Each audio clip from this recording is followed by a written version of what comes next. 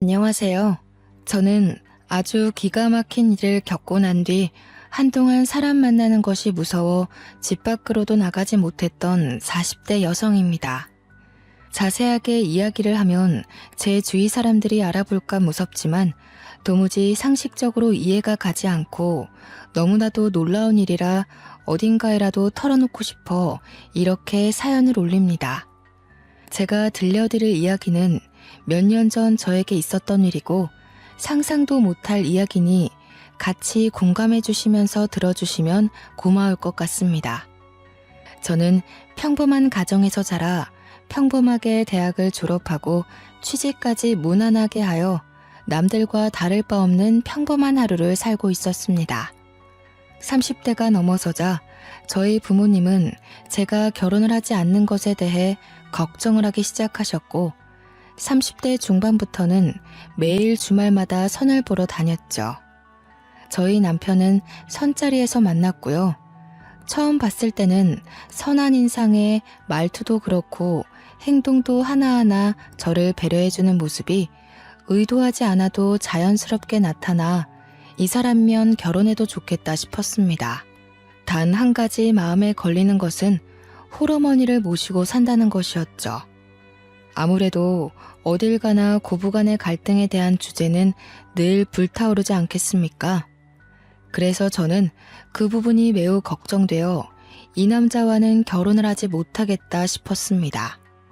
하지만 하루를 더 보고 이틀을 더 보고 하다 보니 자연스럽게 남편에게 푹 빠지게 되더라고요.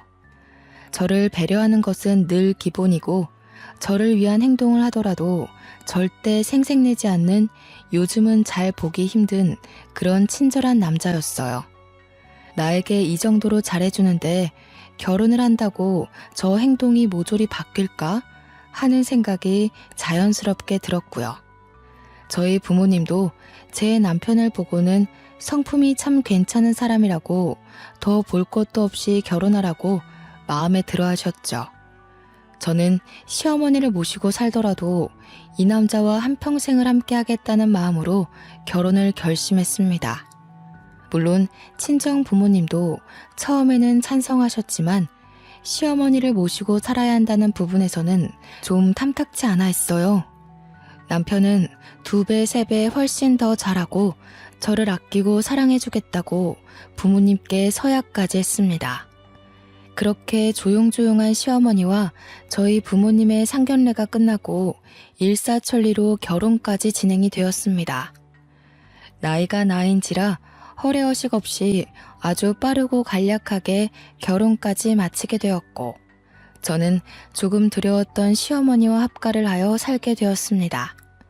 아가, 아무래도 너희 부부가 아이라도 낳게 되면 그때 다시 합치는 게 낫지 않겠니? 내가 우리 아들의 욕심 때문에 너희와 함께 산다지만 신혼부부와 함께 살자니 내가 영 편치가 않구나. 시어머니는 합가를 하자마자 제 눈치를 보시며 따로 살겠다고 하셨어요. 알고 보니 남편이 하나뿐인 시어머니가 넉넉지 않은 형편에 너무나도 많은 고생을 하셔서 말년이라도 편하게 지냈으면 하는 마음에 분가를 하지 않은 것이었어요. 남편은 제게 2번, 3번 약속했습니다. 혹여라도 우리 어머니께서 당신에게 시집살이를 시킨다던가 당신과 갈등이 있다면 그땐 바로 분가할게. 하지만 나를 한번 믿어보고 우리 어머니께 벽 없이 딱 한 번만 다가와줘. 저는 남편의 약속을 믿었고 남편 말대로 어머니께 허물없이 다가가 보기로 했습니다. 아직 시작도 안 한 시집살이에 미리 겁먹을 필요는 없으니까요. 하지만 제가 겁을 먹은 것이 아주 멍청한 행동이었다는 걸 증명하듯 시어머니께서는 정말 제 손에 물 한 방울 안 묻게 해주셨습니다. 저나 남편이나 둘 다 맞벌이였기 때문에 점심은 밖에서 먹는다고 쳐도 저녁만큼은 꼭 집에서 먹기로 약속하였는데 항상 퇴근하고 오면 진수성찬이 차려져 있었어요.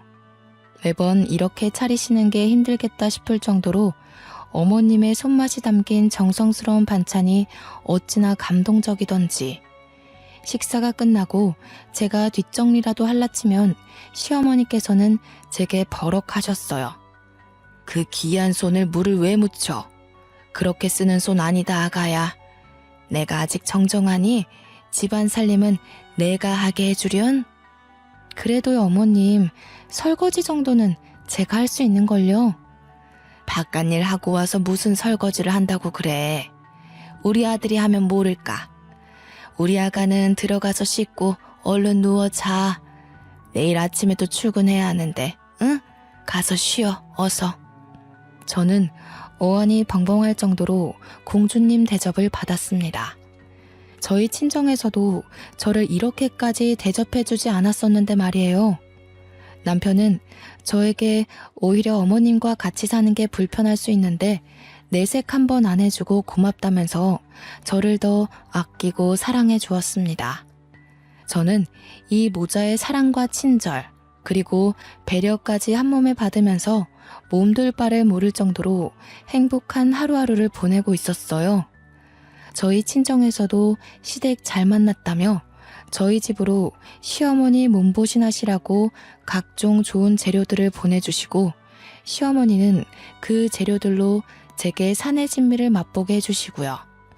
남편이 시어머니께 용돈이라도 드리면 그 돈을 차곡차곡 모아서 저 맛있는 거 사주신다고 밖에 나가 한아름 장도 보시고 저에게 잘 어울릴 것 같다면서 쑥스럽게 스카프를 내미시기도 하시고요. 정말 고부간의 갈등을 걱정했던 제가 죄송스러울 정도로 저를 아껴주셨습니다. 빨래며 청소며 주말에 쉬는 날 하려고 하면 이미 다 깨끗하게 정리되어 있어 건드릴 필요가 전혀 없었고요. 오히려 제가 뭔가를 자꾸 손대려고 하니까 시어머니께서 평일에 모든 정리를 다 해놓으시고는 주말에는 같이 놀러 가자고 하시더라고요.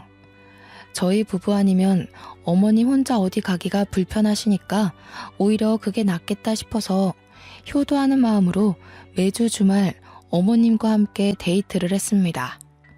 오히려 남편과 둘이 나갈 때보다 더 즐겁고 행복한 시간이지 않았나 싶어요. 어머님과 함께 그때 더 많은 추억을 남겨놓을 걸 하는 생각이 들기도 하고요. 그래도 같이 스티커 사진을 찍어보기도 하고 공방 같은 데서 비누도 만들고 어머님과 뜨개질도 하고 정말 많은 것들을 했어요. 처음 스티커 사진을 찍을 땐 찰칵하는 소리에 놀라 소리를 지르기도 했었고요. 사진의 얼굴이 죄다 잘려서 나와 여러 번 찍기도 했죠. 공항에서 만든 비누는 아까워서 사용도 못하고 아직까지 제 서랍에 보관 중이랍니다. 어머님과 뜨개질로 만든 조끼, 목도리, 가방, 셀 수 없이 많았죠. 정말 큰 사진관에서 우리 셋이 함께 찍은 사진은 큰 액자로 뽑아서 거실에 걸어두었고 어느 날은 손과 발을 본떠 금속 액자를 만들어주는 체험도 했습니다. 어머님은 늘 즐거워하셨고 그런 어머님을 보면서 저는 마음이 뭉클해지기도 하고 더 잘해야겠다는 마음이 들기도 했어요. 주위에서는 주말마다 시어머니 모시고 나가는 게 힘들지 않느냐고 물어보기도 했는데 저는 너무 즐거워서 금요일만 되면 주말에 뭘 할까 검색하느라 정신이 없었습니다. 손도장, 발도장, 액자를 만들고 온 날 어머님께서 또 용돈으로 드린 돈으로 제게 작은 귀걸이를 선물해 주셨어요. 어머님, 자꾸 제 선물 사지 마시고 우리 어머님 거 사셔요.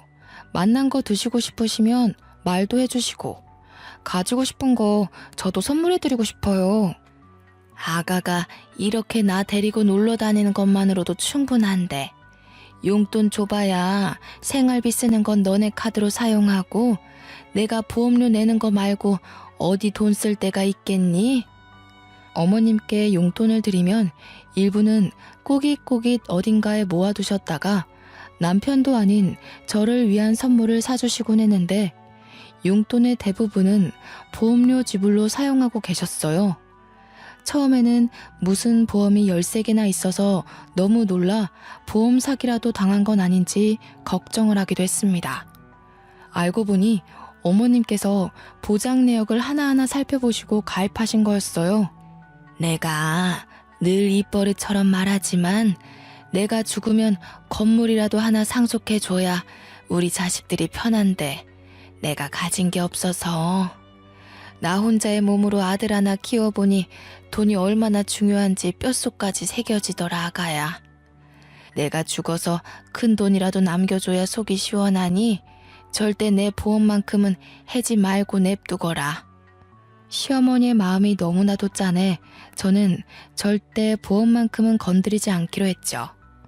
그래도 남편과 결혼하고 나서 맞벌이로 차곡차곡 내 집 마련을 위한 저축도 하고 비상금도 모으고 어머님께 용돈을 드리는 부분이 전혀 부담되지 않은 선이었기에 괜찮았습니다. 직장 생활이라는 게 늘 고정급이 들어오니 어찌 보면 사업보다 훨씬 낫지 않겠어요? 안정적인 수업이 있다는 게 우리 가정에겐 참 행복이었습니다. 제가 딱 2개 저희 시어머니와 살면서 불편했던 게 있다면 첫째는 알레르기 때문에 회를 전혀 드시지 못한다는 것. 저는 어릴 때부터 횟집 사장님과 결혼할 거라고 외쳤던 날생선 킬러였는데 어머님께서 알러지가 있어 날생선을 전혀 드실 수 없었습니다. 그래서 회사에서 점심때 초밥이나 회덮밥 정도 먹는 걸로 제 마음을 달래야 했죠. 결혼하고 딱 2번 남편이 어머님께 말씀드려 코스 요리로 회 요리를 먹으러 갔었네요. 그때도 어찌나 죄송하던지 어머님께 우동이나 덮밥 같은 다른 요리라도 드시면 되니까 같이 가자 했는데 둘이 데이트하라고 보내주시더라고요. 커피를 사서 집으로 돌아오는데도 마음이 편치 않았던 터라 제가 그냥 회를 덜 먹는 걸로 결심했죠. 내가 얼마나 놀랐었는지. 그날이 군대 복귀하는 날이었거든. 그전까진 우리 형편이 좋지 못해서 회를 먹으러 간다는 생각을 못했던 거지. 내가 군대 선임이랑 한번 횟집 가서 광어회를 먹었는데 너무 맛이 좋은 거야. 그래서 휴가 나가면 어머님을 꼭 모시고 가야겠다 다짐을 해서 어머니와 함께 횟집에 간 거지. 자기 많이 놀랐겠네. 갑자기 어머님 알레르기 증상이 올라와서. 하필이면 복귀하는 날 점심에 그런 거였어. 같이 회를 먹고 있는데 어머니가 갑자기 목을 막 긁으면서 숨이 안 쉬어진다고 하시는 거야. 119 부르고 나는 복귀 시간 코앞이라 발 동동 구르고. 근데 우리 엄마가 쓰러지셨는데 어떡해. 영창 가도 어쩔 수 없다 하면서 병원으로 달려가 어머님 곁을 지켰지. 그래서 군대는 어떻게 됐어? 나중에 생각이 났지. 병원에서 부대로 전화를 걸었지. 부대는 다 뒤집어졌다는 거야. 내가 탈영한 줄 알고. 나 잡으러 헌병 출동한다 그러고. 다행히 어머님 아픈 거랑 다 병원 기록으로 증명이 되어서 호되게 혼나고 몰래 덮어주셨어. 남편은 그 뒤로도 회가 싫다고 했지만 또 저를 위해서는 같이 자리를 지켜주며 잘 먹어주었습니다. 이런 배려를 보여주는 내 사랑스러운 가족들을 어떻게 싫어할 수 있을까요? 저도 마음이 활짝 열리자 어머님도 저를 더 아끼고 사랑해 주셨죠.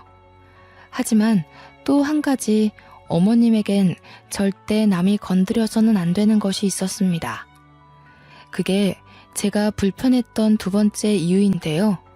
바로 애착 이불이 없으면 잠을 못 주무신다는 것이었습니다. 아가야, 내 이불 못 봤니? 그거 너무 때 같아서 빨래하려고 세탁기에 넣어뒀어요. 안 된다. 그거 절대 빠는 거 아니야. 아가, 제발 내가 부탁했잖니. 다른 건 몰라도 내 이불만큼은 절대 건드리면 안 된다고 내가 그렇게 말을 했는데. 죄송해요 어머님. 제가 깨끗하게 빨아드리려고 잘해보려고 한 건데. 다른 건 다 가져가도 좋고 버려도 좋은데 저 이불만큼은 절대 건드리면 안 된다. 알겠어? 저거는 내가 죽어서도 나랑 같이 묻어줘야 하는 내 귀중품이야. 저는 어머님의 화내는 모습을 처음 봐서 너무 놀라웠고 마음이 쿵 내려앉는 것 같았죠. 생전 저에게 화 한 번 낸 적 없던 어머님이셨는데 애착이불과 관련해서는 항상 저에게 히스테릭한 모습을 보여주셨어요. 여행을 갈 때는 당연하고 어딜 가더라도 잠이 들 땐 꼭 애착이불을 늘 품에 지니고 계셨습니다. 저는 솔직히 너무 너덜너덜하고 꼬질꼬질한 더러운 애착이불을 깨끗하게 한번 삶기라도 했으면 했지만 제가 이런 소리를 하면 어머님께서 버럭하셨기 때문에 결국 포기했어요. 아가야, 내가 늙어서 그런지 아주 머리털이 몽땅 다 빠지려나 보다. 내 이불에도 머리카락이 얼마나 붙던지. 이러다가 대머리 되면 어쩌지? 어머님, 제가 탈모 샴푸라도 하나 가져다 놓을게요. 저는 어머님께서 이불에 머리카락이 붙는다고 하셔서 애착 이불에다가 돌돌이라도 돌려 머리카락만 정리를 해드려야겠다 싶었습니다. 어머님 이불을 가져와 열심히 머리카락을 정리하고 있는데 어머님께서 불같이 달려와 이불을 빼앗더라고요. 저는 조금 황당하기도 하고 너무나도 서운한 마음이 들었죠. 어머니, 빨리 하려던 거 아니고 그냥 붙어있는 머리카락만 정리해드리려고 했어요. 아가, 마음은 잘 알겠는데 내가 이불이 없으면 불안해서 그래. 내가 정리할 테니 내 이불에는 신경 쓰지 말거라. 알겠지? 저는 그 뒤로 눈에 보여도 이불에는 신경 안 쓰기로 굳게 다짐했죠. 죽어서도 꼭 같이 묻어달라고 하시는데 제가 뭘 더 어떻게 할 수 있겠어요? 그렇게 서로의 불편함은 건드리지 않고 하루하루를 살다 보니 너무나도 감사하게 저에게 새 생명이 찾아왔습니다. 같이 산부인과에 가서 아가의 첫 심장 소리를 들었을 때 남편과 시어머니는 눈물을 줄줄 흘릴 정도로 감동을 했죠. 우리 아가가 이렇게 효도를 하는구나. 새 생명이라니. 나에게 손주가 찾아오다니. 우리 아가 절대로 몸 조심해야 되니까 앞으로는 집에서도 누워만 있거라. 응? 그래. 회사도 휴직을 하던지 그만두던지 하자. 우리 그래도 모아둔 돈도 꽤 있고 내가 이번에 승진도해서 월급도 올랐으니 당신은 태어날 우리 아이 생각하면서 태교만 해. 저는 만삭이 될 때까지 일을 할 생각이었지만 가족들의 만류로 어쩔 수 없이 휴직계를 내게 되었습니다. 너무 일찍부터 육아휴직을 쓰는 것이 아닌가 싶긴 했지만 10년 가까이 다닌 회사였기 때문에 사장님께서도 저를 많이 배려해 주셨어요. 정말 평소에도 집에서 하는 일이 없었는데 임신하고 나니 더 할 일이 없어지더라고요. 제가 화장실이라도 가려고 일어나면 어머님께서 와서 무슨 일이냐 하고 안절부절 제 옆을 못 떠나시고요. 병원에서 아가 자궁이 약해서 푹 쉬라고만 했잖니. 늙은이가 주책이지? 화장실 한번 갈 때마다 불안해서. 아니에요, 어머님. 이렇게 신경 써주시니 제가 건강하게 잘 버티는 거 아니겠어요? 그래도 가끔 동네 산책 30분 정도는 좋다고 하던데 저랑 산책이라도 가실까요? 내내 집에만 있어서 몸이 찌뿌둥했는데 잘 됐다며 어머님과 저는 매일같이 하루에 30분, 많게는 1시간이 넘도록 공원 산책을 즐기게 되었습니다. 어머님이 살아온 인생에 대해서도 듣고 같이 울다 웃으며 서로 더욱 더 돈독해졌어요. 그날 저녁 남편이 급하게 다른 지역 출장을 간다고 떠나게 되었습니다. 회사에서 승진을 하고 연봉이 훌쩍 오른 대신 출장이 점점 잦아지고 퇴근도 늦어지고 했어요. 저는 갑자기 떠나야 한다고 해서 짐가방을 싸주고는 남편을 배웅했죠. 집을 나서던 남편이 시어머니께 우리 마누라 먹고 싶은 거 다 해주시라며 신신당부를 하여 어머님이 등짝을 치기도 했습니다. 불편한 법도 한데 참 가족이 울타리 안에서 끈끈해짐을 느끼게 되더라고요. 그러다 문득 밤에 여는 포장마차에서 파는 순대볶음이 너무나도 먹고 싶은 거예요. 여기가 주거도시이긴 하나 지방에 있는 작은 소도시로 큰 병원도 없고 음식점도 많지 않고 인프라가 잘 되어 있는 그런 동네는 아니었어요. 야식 배달도 안 되는 동네 밖을 조금만 나가면 있는 포장마차에서 파는 순대볶음이 정말 매콤하고 맛있었거든요. 하지만 밤 시간이 너무 늦었고 남편도 없어서 먹고 싶은 마음을 꾹 참았죠.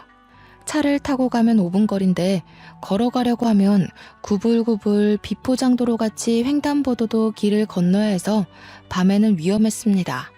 근데 때마침 어머님과 TV 채널을 돌리는데 딱 순대볶음이 나오는 거예요. 너무 먹고 싶은 마음에 맛있겠다 하고 말로 뱉어버리고 말았죠. 아가, 순대볶음이 먹고 싶니? 저 앞 사거리 지나서 포장마차촌에 팔지 않을까? 내가 다녀오마. 어머님, 밤길이라 너무 위험해요. 거기 가려면 횡단보도도 없는 비포장도로를 건너야 하는데 저 괜찮아요. 참을 수 있어요. 우리 손주가 먹고 싶다는데 어떻게 참니? 아가, 거기다가 네 남편이 하는 말 들었지? 먹고 싶은 거 다 해주라고. 내가 후딱 갔다 오마. 제가 여러 번 말렸지만 어머님은 듣지 않으셨어요. 같이 가자고 말했지만 야밤에 위험하다면서 혼자 성큼성큼 가시는 거예요. 저는 걱정이 되어 이러지도 못하고 저러지도 못하고 발만 동동 구르면서도 순대볶음 생각에 침이 절로 고였습니다. 하지만 늘 제 생각처럼 모든 일이 행복하게만 흘러가지 않더라고요. 정말로 제가 우려했던 대로 횡단보도가 없는 어둑한 길을 건너시다가 시어머니를 채 보지 못한 엄청나게 큰 냉동 탑차가 시어머니를 치고 말았습니다. 교통사고가 아주 크게 났고 결국 저희 어머님은 세상을 떠나시게 되었습니다. 처음 응급실에서 전화를 받았을 때 저는 아무것도 하지 못하고 멍하니 거실에 서 있었어요.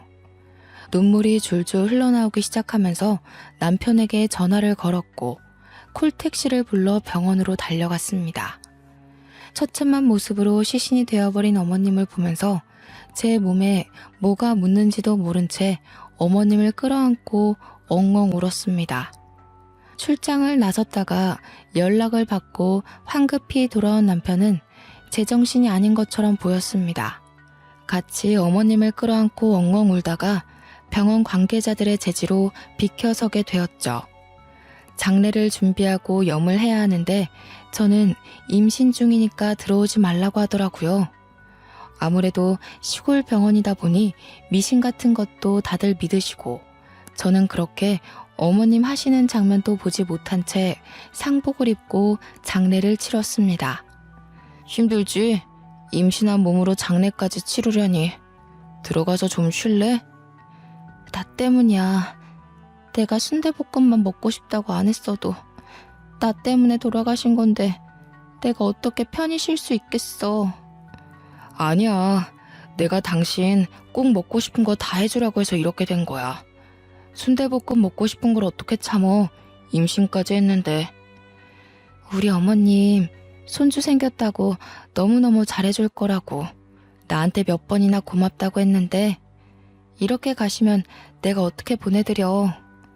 저는 몇 날 며칠을 울면서 어머님 생각만 하며 보냈습니다.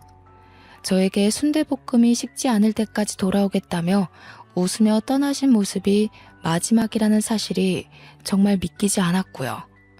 결국 자책과 눈물을 반복하다 유산기가 보여 병원에 입원까지 하게 되었습니다. 무너져버린 남편은 제게 울면서 말했어요. 당신까지 우리 아이까지 잘못되면 나 너무 힘들 것 같아. 제발 편하게 마음 먹고 쉬어. 응? 저는 남편 말대로 병원에서 휴식을 취하기로 했습니다. 영양제다 뭐다 주렁주렁 매달아 놓은 주사들과 함께 병원 이곳저곳을 둘러보는데 참 이런 곳에서 어머님의 장례를 치렀다는 게 죄송스럽더라고요. 마지막 가시는 길 정말 좋은 병원에서 장례라도 치렀어야 했는데 하는 마음이 들더라고요. 남편도 마음이 많이 힘들 텐데 오히려 저를 위로해주고 저희는 서로를 의지하며 그렇게 버텨냈고 저는 일주일 만에 퇴원을 하게 되었습니다. 집에 돌아와 어머님의 유품을 정리하는데 도무지 이불만큼은 버릴 수가 없겠더라고요. 어머님께서 꼭 이불도 같이 묻어달라고 하셨었는데 차마 어머님의 흔적이 가장 진하게 묻은 이불을 같이 보낼 수 없더라고요. 같이 보낼 수 없었어요. 제가 너무나도 사랑했고 그리워하는 어머님이기 때문에 제 이기심에 이불만큼은 제가 꼭 끌어안고 있었죠. 보자기에 곱게 싸서 제가 언제든 그리울 때마다 꺼내보려고 장롱 속에 넣어두었습니다. 그렇게 정신없이 하루 이틀을 보내고 있는데 보험회사에서 연락이 막 오더라고요. 어머님께서 살아생전 들어놓으셨던 생명보험들에서 사망신고가 접수되었으니 보험금을 수령하라는 연락이었어요. 남편 통장으로 모두 수령을 했고 그 금액에 저희는 2번 놀라고 말았습니다. 무려 20억가량의 보험금이 통장으로 들어온 거예요. 생전에 건물 한 채에 못 물려주고 미안하다고 몇 번이나 제 손을 잡고 쓴웃음을 짓던 어머니께서 보험금을 이렇게 남겨주시다니 저는 또 한 번 눈물을 터뜨렸죠. 남편은 그동안 진심으로 어머니와 함께 행복한 추억을 만들어줘서 고맙다고 앞으로 행복하게 살자고 하더군요. 저희는 그렇게 새로운 출발을 결심했습니다. 하지만 그것도 잠깐이었어요. 아주 충격적인 일이 그 이후에 발생했습니다. 제가 임신 4개월에 접어들 무렵이었습니다. 집에 갑자기 누군가 찾아왔어요. 남편은 출근하고 없었고 친정 부모님은 여행을 떠나셨기 때문에 집에 찾아올 사람도 없어서 누군가 하고 인터폰으로 밖을 보니 어머님이 서 계신 게 아니겠어요. 저는 너무 놀라 소리도 지르지 못하고 멍하니 현관문 앞에 서 있었습니다. 얘야, 문 열어라. 장례까지 다 치르고 분명 강에 뿌려달라 하셔서 앞으로는 훨훨 여행 다니시라고 강에 뼈가루를 다 뿌리고 왔는데 죽은 시어머니가 문 앞에 서 있다뇨. 저는 놀라서 까무라칠 것 같았어요. 마음을 가다듬고 문을 여니 정말로 시어머니께서 저를 흘겨보고 계신 게 아니겠어요? 뭐가 이렇게 굼떠? 제게 확 쏘아붙이는 시어머니의 목소리까지 정말 제가 알던 그 어머님의 목소리와 똑같았어요. 저는 눈물을 줄줄 흘리면서 어머님을 꼭 끌어안아 보았습니다. 얘가 왜 이래? 이거 놔. 귀신인가 싶었지만 정말 살아있는 시어머님의 모습이었습니다. 행색이 조금 꼬질꼬질하긴 했지만 어디서 어떻게 돌아오신 건지 분명 사고당하여 병원에 사망 선고를 받았을 때도 제가 옆에 있었는데 말이죠. 아니 어머니, 이게 어떻게 된 일이에요. 분명 제가 장례까지 다 치렀는데. 얘가 내가 살아 돌아왔으면 감사합니다. 앞으로 잘하겠습니다 해야지 어디 말을 붙여? 그럼 내가 뭐 무덤에서 살아 돌아왔을까봐? 사고당해서 죽은 게 내가 확실해? 나 이렇게 살아있잖아. 시어머니께서 제게 호통을 치며 죽은 게 내가 맞냐고 하니 갑자기 혼란스러웠어요.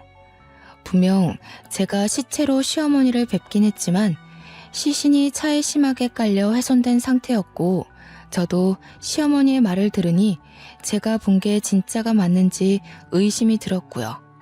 저는 남편에게 전화를 걸어 이 사실을 모두 말했고 남편은 헐레벌떡 집으로 돌아왔습니다.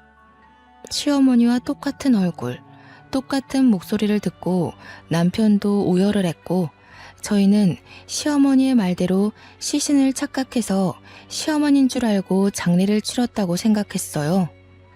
어머니, 그동안 어디 계셨길래 3주가 넘도록 행방이 묘연하셨던 거예요. 내가 글쎄 말하자면 긴데 아무튼 사고를 좀 당해서 기억이 안 난다. 이제서야 겨우 기억이 나서 더듬더듬 집으로 찾아왔더니 내가 죽었다지 뭐냐? 배고픈데 뭐 좀 먹을 거 없니? 뭐라도 시켜 먹든 아니면 밥 좀 해와라. 며느리가 돼가지고 빠릿하게 움직이지 않고 못 배워 먹은 것처럼 멍하니 그러고 있니? 제게 단 한 번도 싫은 소리를 한 적 없던 어머니께서 그런 말을 하시니 조금 놀라웠지만 사고를 당해 기억을 단편적으로 잃으셨다고 하시니 저도 별 의심 없이 밥을 차렸습니다. 생전에 어머님께서 좋아하시던 나물 반찬을 잔뜩 사와서 밥상을 차리니 젓가락을 탁 놓으시더라고요. 내가 배가 고파서 반찬 사오는 시간까지 기다렸는데 고작 나를 대접하는 게 나물 반찬이야? 어디 회라도 떠오는 줄 알고 기다렸더니 안 먹어. 저는 회를 찾는 시어머니에게 의문이 들었지만 3주 만에 다시 찾아오신 건데 고기라도 내어드렸어야 했다고 생각하면서 죄송하다고 했죠. 그 뒤로 저는 임신해서 점점 배가 불러오는 몸으로 어머님을 극진히 대접했습니다. 저에게 단 한 번도 시킨 적 없었던 속옷 빨래도 직접 하고 어머님 잠자리에 드실 자리끼까지 손수 준비했죠. 어머님은 당연하다는 듯 저의 대접을 받으셨지만 제가 임신 7개월쯤 되었을 때 저는 점점 의심이 들었습니다. 여보, 아무리 생각해도 이상해. 당신은 이상한 부분이 없어? 나도 조금 의심이 들던 참이야. 지난번에 횟감 떠왔더니 아무렇지 않게 드시는 거 봤지? 우리 어머니 알러지 때문에 생선회를 드시지 못한 분이셨어. 그것뿐만이 아니야. 내가 내 입으로 말하기 부끄럽지만 같이 살면서 단 한 번도 내게 일을 시키신 적 없던 어머니셨어. 근데 지금은 물까지 내가 떠다 드려야 돼. 임신한 몸이라고 움직이는 것도 조심해야 된다고 하셨던 분이 잡일까지 다 나를 시키시고 거기다가 늘 그랬듯 산책을 가자고 하니 놓친 내 무릎 생각은 안 하냐고 내게 소리까지 지르셨어. 혹시 어머니께서 이불은 안 찾으셨어? 그게 제일 수상해. 이불만큼은 내게 건드리지도 못하게 하고 그거 없으면 잠도 못 주무셨잖아. 근데 이불 이야기를 단 한 번도 꺼내지 않으셨어. 나도 일부러 이불 이야기를 안 했고. 아무리 생각해도 모습은 우리 어머니가 맞는데 우리 어머니가 아닌 것 같아. 사고를 당했다고 하시는데 아무리 봐도 그런 후유증이나 흔적도 없고 사고를 당했다고 체질이 바뀌는 건 아니잖아. 저희는 의심이 확신이 되었고 어떻게 하면 돌아온 시어머니가 우리 시어머니가 아니라는 걸 밝힐 수 있는지 고민을 했어요. 아니라고 하기엔 너무나도 똑같은 얼굴, 똑같은 목소리. 저희는 정말 정신이 파괴되는 것 같았죠. 그러다 문득 DNA 검사가 떠올랐어요. 저는 보자기에 꽁꽁 싸맨 어머님의 애착 이불을 꺼냈고 애착 이불에서 어머님의 머리카락을 발견할 수 있었습니다. 남편과 저는 이불에서 찾은 머리카락과 돌아온 어머님의 칫솔이며 떨어진 머리카락 등을 주워 유전자 검사 기관에 의뢰를 했습니다. 일주일 정도 걸린다는 말에 어찌나 피가 마르던지 정말 상상도 못할 긴장감에 손발이 차게 식는 기분이었습니다. 일주일 뒤 기관에서 연락이 왔고 저와 남편은 한달음에 달려갔어요. 그곳에서 정말 충격적인 결과를 받았습니다. 99.9% 일치한다는 결과였어요. 유전자가 일치한다니 그 말은 즉슨 저희 시어머니가 맞다는 이야기가 아니겠어요? 저와 남편은 정말 이 사태를 어떻게 받아들여야 할지 정신이 나가버렸습니다. 하지만 유전자까지 일치하는 마당에 가짜라고 의심할 수도 없는 상황이었습니다. 저는 점점 불러오는 배를 움켜쥐고 어머니의 수발을 더욱 열심히 들었습니다. 빨래할 때 내 거는 과일향 말고 시원한 냄새가 나는 세제를 쓰라고 했잖아. 그거 하나 못하니? 어머니 원래 과일향 나는 세제를 좋아하셔서 비누도 그렇고 전부 과일향으로 사용하셨잖아요. 그건 그때고 지금은 지금이지. 그리고 반찬이 왜 이렇게 부실해? 매일 밥상에 고기는 꼭 올라가야 하는 건 몰라? 우리 아들 이렇게 고기도 못 먹고 지내는 거니? 너네 돈이 없어? 어머니 원래 나물 반찬만 드셨잖아요. 그리고 그이도 저녁에 고기 먹으면 속이 부대낀다고 잘 안 먹고요. 따박따박 말 대답하는 것 좀 봐. 너네 친정에서 그렇게 가르치디? 항상 우리 친정 부모님께 감사하다고 인사하시던 시어머니의 모습은 온데간데 없고 친정을 운운하며 저를 혼내는 어머니를 보면서 너무나도 서글펐어요. 도무지 어떤 사고가 났길래 사람이 저렇게까지 변할 수 있나 무섭기까지 했죠. 어머니, 도대체 그날 순대볶음 사러 간 날 어떤 사고를 당하셨길래 이렇게까지 성격이 바뀌신 거예요? 뭐야, 지금 내 성격이 더럽다는 거야? 너 지금 나한테 욕하는 거니? 어? 저는 점점 마음의 문을 닫고 어머님과 대화하는 시간을 줄였습니다. 이게 바로 처음에 고민했던 고부간의 갈등인가 싶기도 했고요. 그러던 어느 날 남편과 어머님과 저 셋이 근교에 밥이라도 함께 하러 나갔는데 정말 또 한 번 의심하게 되는 발언을 어머님께서 하셨어요. 내가 사망 선고 받으면서 받은 사망보험금이 꽤 되는 걸로 알고 있다.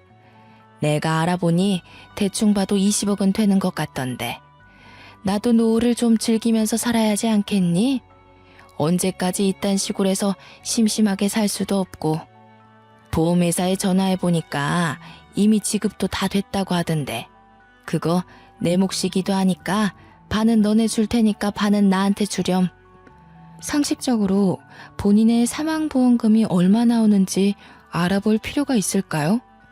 어차피 죽어야지만 받는 돈인데 그걸 계산하고 있다는 게 도무지 이해가 가지 않고 납득이 되지 않았습니다.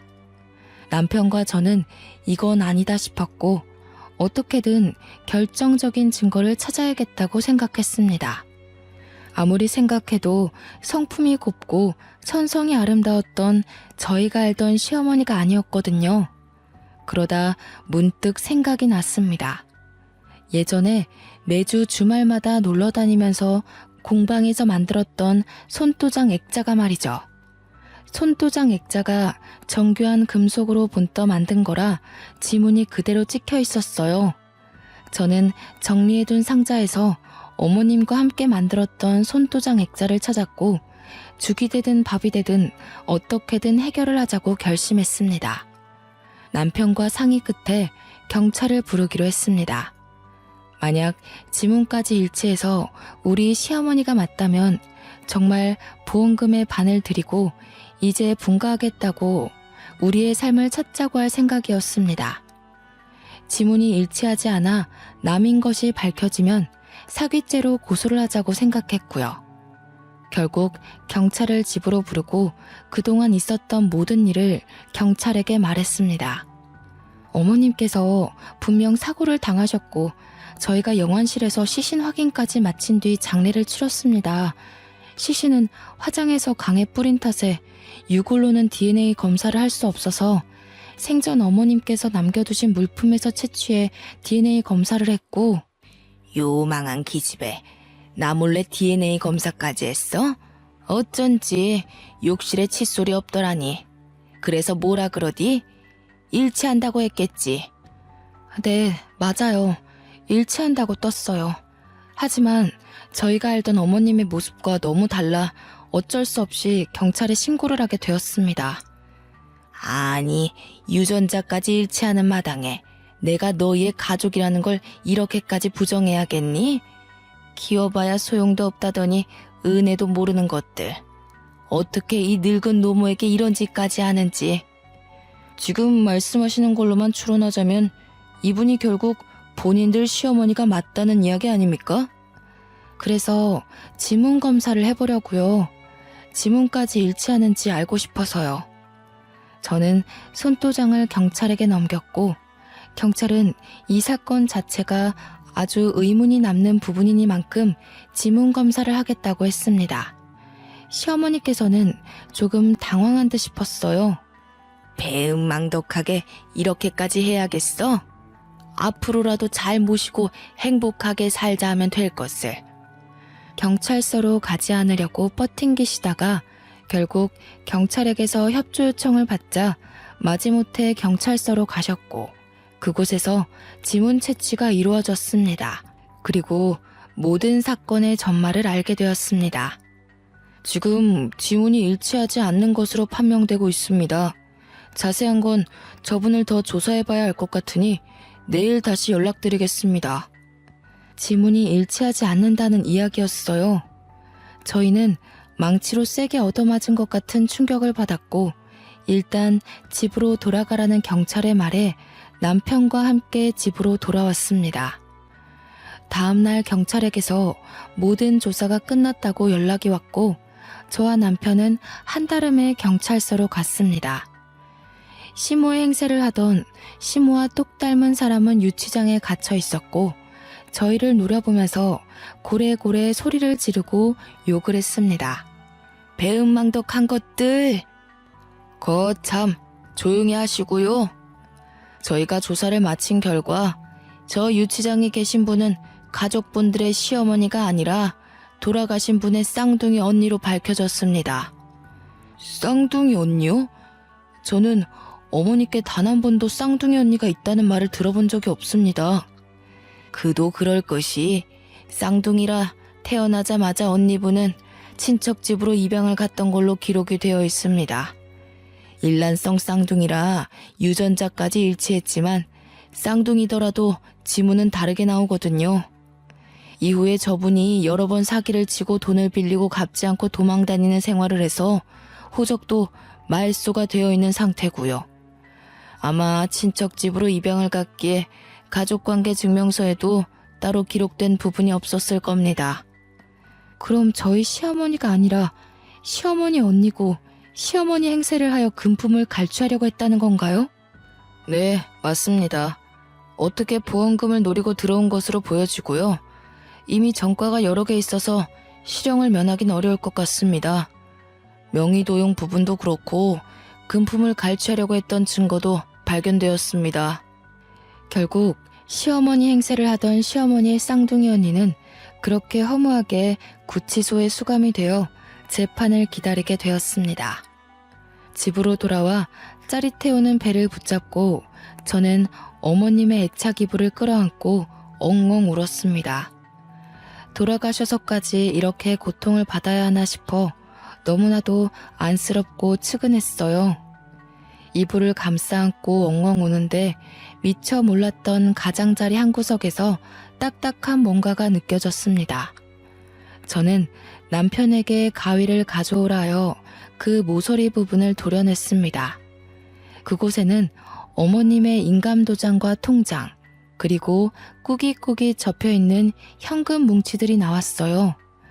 저희가 용돈을 드릴 때마다 남은 쌈짓돈들을 모아 통장에 입금하고 미처 입금하지 못한 현금들을 거기에 모아두셨던 겁니다. 통장에는 우리 며느리 아들 용돈이라고 서투른 한글로 적혀 있었고요. 저희가 드렸던 용돈을 본인을 위해 쓰지 않으시고 이렇게 하나하나 모아두신 것도 너무나도 마음이 아팠어요. 이런 돈으로 저에게 맛있는 것도 사주시고 스카프도 사주시고 했던 걸 생각하니 정말 가슴이 너무나도 저렸습니다. 보험금까지 큰 돈 남겨주시고 떠난 어머님을 생각하면 아직도 제 마음이 너무나도 아픕니다. 저는 이후 건강하게 아들을 출산했습니다. 회사에는 양해를 구하고 퇴사를 했고요. 지금은 벌써 시간이 꽤 흘러 아이도 유치원에 갈 나이가 되었습니다. 어머님이 살아계셨더라면 정말 저희 아이를 너무나도 예뻐해 주셨을 텐데 하는 마음이 들지만 분명 하늘에서 저희를 지켜주고 계실 거라 믿고 있습니다. 앞으로 이런 일은 두 번 다시 겪지 않았으면 하는 마음이 드는 하루입니다. 저는 지금 너무나도 행복하답니다. 여러분들도 행복한 하루 보내세요.